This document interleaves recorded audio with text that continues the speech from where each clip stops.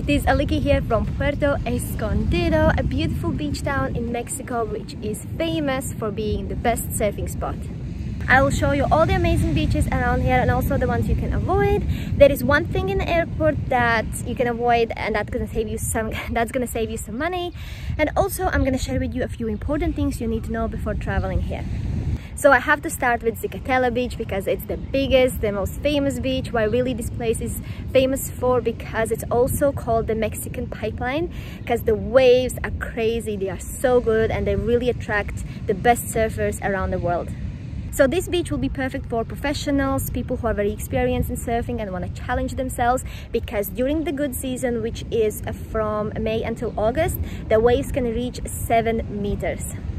The beach is also very nice because it's very wide, so it's definitely not a crowded beach. Everyone will find a space for themselves, and there are a few beach bars. You can have some food, rent some sunbeds, so it's just a really great atmosphere there too, even if you're not surfing. The only negative I would say is that because the waves are so big and strong most of the year, it's gonna be really hard to go swimming there. If you feel like Zicatela waves are way too big but you don't really want to go to the beginner's beach, then the perfect place is Punta. Punta is basically a part of Zicatela Beach, but it's at the one end, so at that point the waves are smaller and you can challenge yourself, but they're not gonna be as crazy as on the main beach. If you are around Zicatela Beach and you wanna just go for a swim but the waves are way too big, then a good alternative will be Beach Principal, which is at the other end of Zicatela Beach.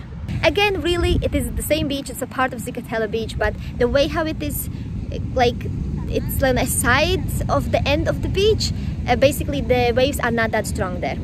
But I think this is the only beach I wouldn't go back to because unfortunately I wasn't getting the best vibe. It's a very local beach, which is great. Locals go there, set up a table, it's a whole family thing, but they were all staring me down and I felt like they just like telling me with their eyes like, "Gringo, what are you doing here? Like, get away from our local beach."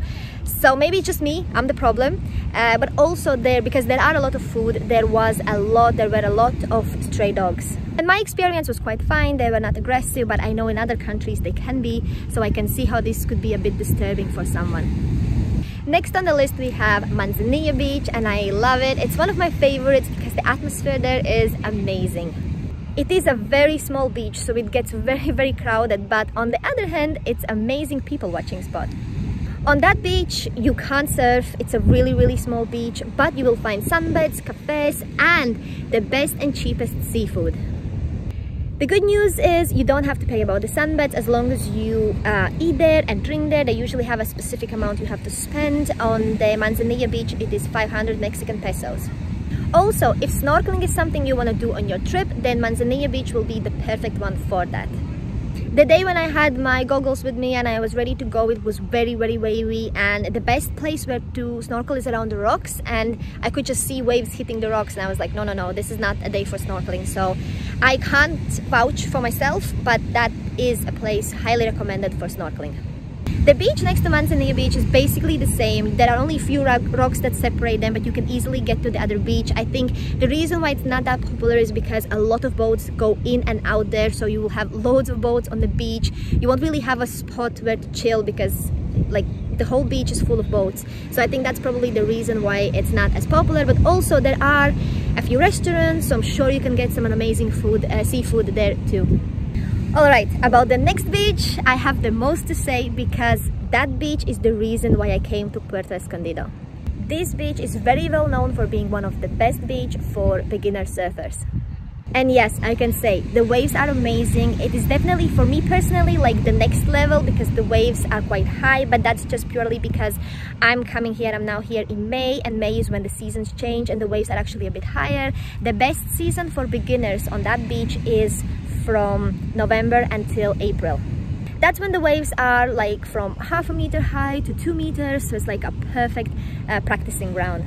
So yeah, during my stay, the waves weren't perfect every day. There was a few days when the waves were a bit too much for me, so I skipped that day and I didn't go surfing. But really, this place is great because most of the year you will always have waves there, so you can go surfing every day.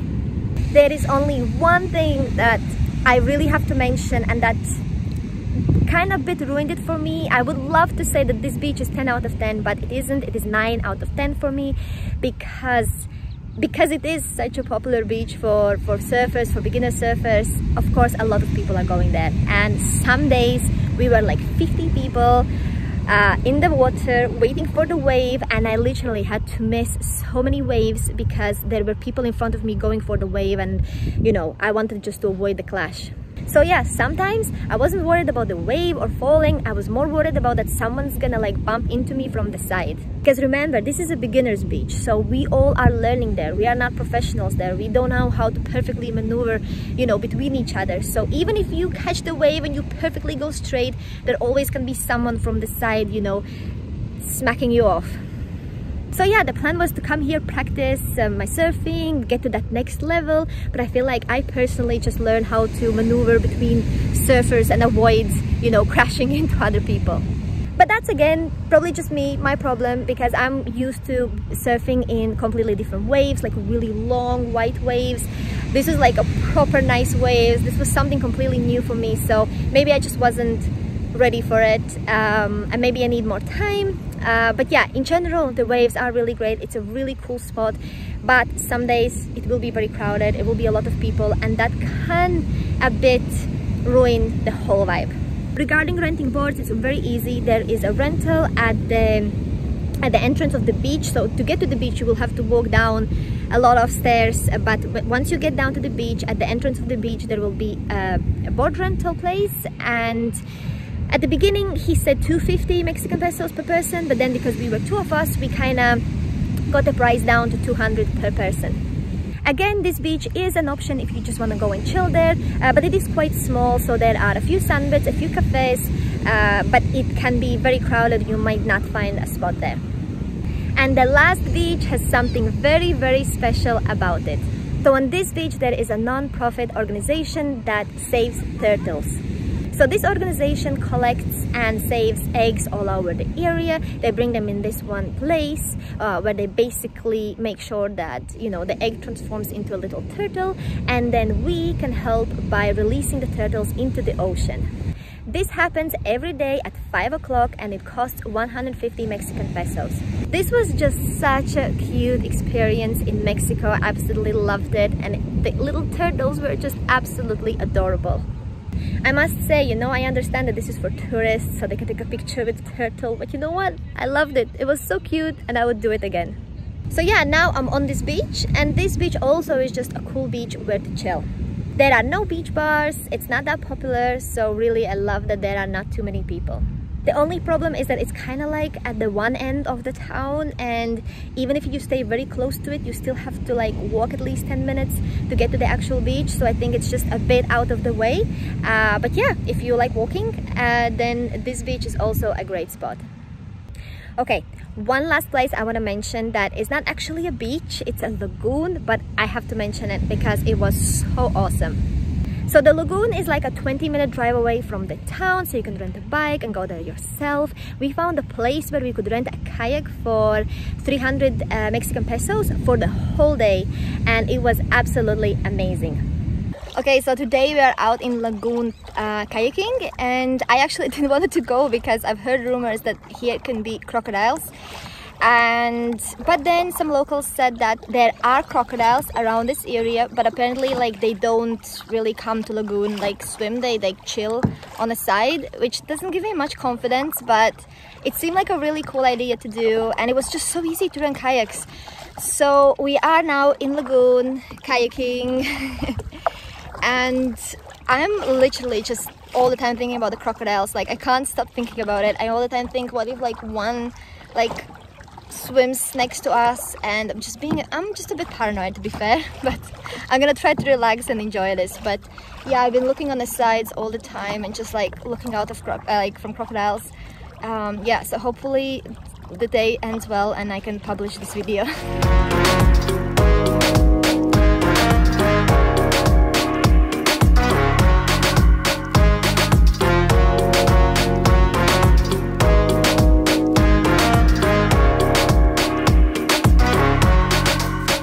Okay, so we've been kayaking now for an hour and no crocodiles, and also the water is really high, and like if any crocodile would come out, it will be when the water is lower. So I feel like I'm gonna relax now and I'm gonna enjoy this beautiful lagoon because it's actually so amazing. We are the only ones, the whole lagoon is for us, and it's so peaceful, and just like we found an island. We found an island, and yeah, it's just so peaceful here. And the best part, on the sides of the lagoon there is a restaurant, so we literally just like parked on the side and we'll have a little break.